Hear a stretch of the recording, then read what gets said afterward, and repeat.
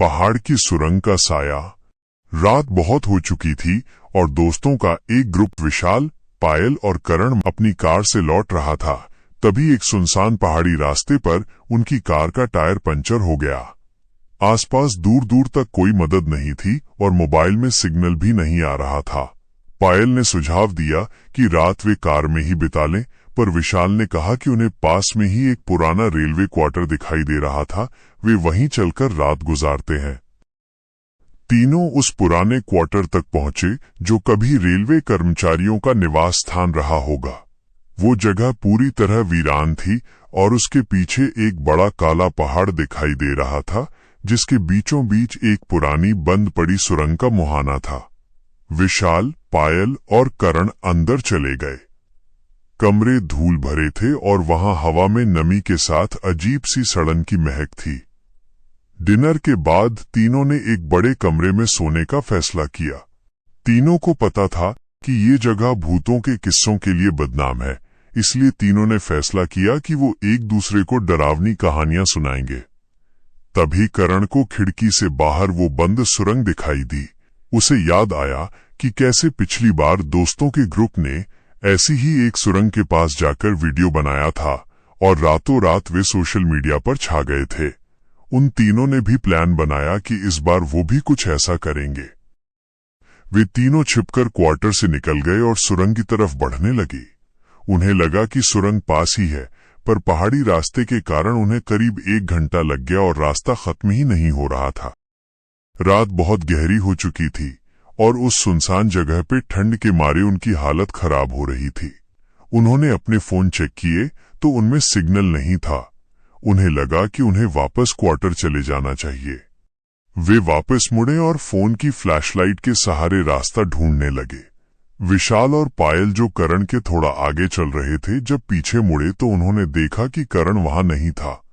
तभी उन्हें पास में किसी के भागने की भयानक फुसफुसाहट सुनाई दी। वे बहुत घबरा गए, पर करण को अकेला नहीं छोड़ सकते थे, तो उन्होंने उस आवाज का पीछा किया। वीराने में वे उस फुसफुसाहट का पीछा करते गए, जो कुछ मिनट बाद बंद हो गई। करण अभी तक दिखाई नहीं दिया था और विशाल और पायल अब बहुत डरने लगे थे। लेकिन तभी उन्हें ऐसी आवाज आई मानो कोई जमीन पर जोर जोर से घिसट रहा हो। वे धीरे धीरे उस आवाज के पास गए और झाड़ियों के पीछे से उन्होंने देखा कि और कोई नहीं बल्कि करण ही पहाड़ की जमीन पर अपने शरीर को रगड़ रहा था और अपने मुंह से जमीन में कुछ खोदने की कोशिश कर रहा था। उन्होंने डर के मारे करण को पुकारा। करण उनकी तरफ मुड़ा और उन्हें खाली घिनौनी आंखों से देखने लगा। उसकी आंखें एकदम सफेद पड़ चुकी थीं, जैसे किसी ने उसके अंदर की रोशनी खींच ली हो। विशाल डरते डरते करण के पास गया और उसने करण के कंधे पर हाथ रखकर उससे पूछा कि उसे क्या हुआ है। लेकिन करण के कंधे पर हाथ रखते ही करण एक अजीब सी आवाज में चीख उठा और उसने विशाल को एक जोरदार थप्पड़ मारा। विशाल दूर जा गिरा। करण के अंदर कोई भयानक दैवीय शक्ति आ चुकी थी। पायल भागकर विशाल के पास गई। करण को भयानक दौरे पड़ने लगे और वो बेहोश होकर गिर पड़ा। पायल उसे होश में लाने की कोशिश करने लगी और जैसे ही करण को होश आया, उसने विशाल की तरफ देखा और जोर जोर से चिल्लाते हुए रोने लगा। तभी विशाल ने देखा पायल सर झुकाए बैठी थी। उसने अचानक से अपना सर ऊपर उठाया और उसकी आंखें भी बिल्कुल सफेद पड़ चुकी थीं। इससे पहले विशाल और करण कुछ कर पाते, पायल जो कुछ देर पहले तक उनकी दोस्त थी, वो उठकर सुरंग की ओर भागने लगी। विशाल और करण ने उसका पीछा किया और फोन की फ्लैशलाइट में देखा कि पायल सीधे सुरंग के मुहाने की ओर भाग रही थी। करीब जाकर उन्होंने देखा कि सुरंग का प्रवेश द्वार बहुत पुराना और डरावना था, जिसे देखकर लग रहा था कि वहां बरसों से कोई नहीं गया है।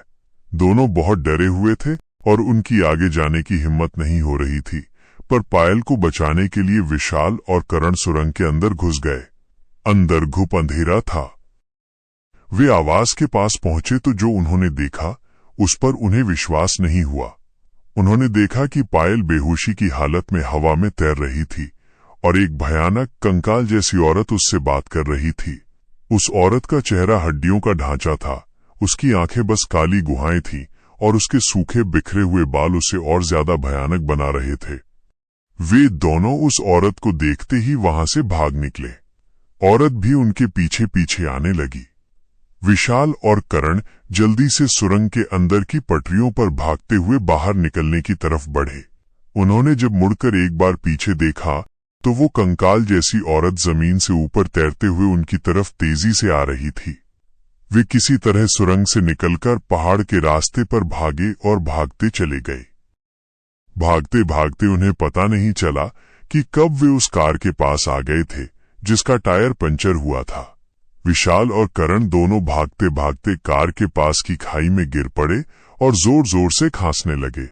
उन्हें ऐसा लगा कि जैसे कोई उन्हें खाई के अंदर खींच रहा हो। विशाल किसी तरह खाई से बाहर आ गया, पर उसकी आंखों के सामने करण उसी खाई के अंदर डूब गया और वो कुछ भी नहीं कर सका। विशाल ये सब देखकर इतना घबरा गया कि उसे चक्कर आने लगे और वो वहीं बेहोश होकर गिर पड़ा। विशाल की जब सुबह आंख खुली तो वो उसी रेलवे क्वार्टर के बाहर पड़ा था।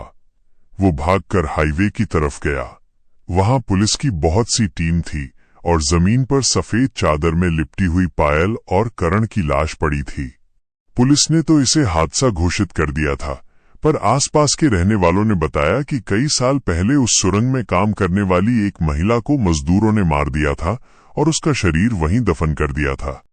तब से कोई भी इंसान रात में सुरंग की ओर नहीं जाता। कहते हैं कि उस महिला की आत्मा अभी भी वहां अपने अगले शिकार के लिए भटकती है। काश ये बात इन तीनों दोस्तों को पता होती तो शायद आज विशाल के साथ साथ पायल और करण भी जिंदा होते। अगर आपको ये कहानी अच्छी लगी तो हमारा चैनल सब्सक्राइब करना बिल्कुल मत भूलना।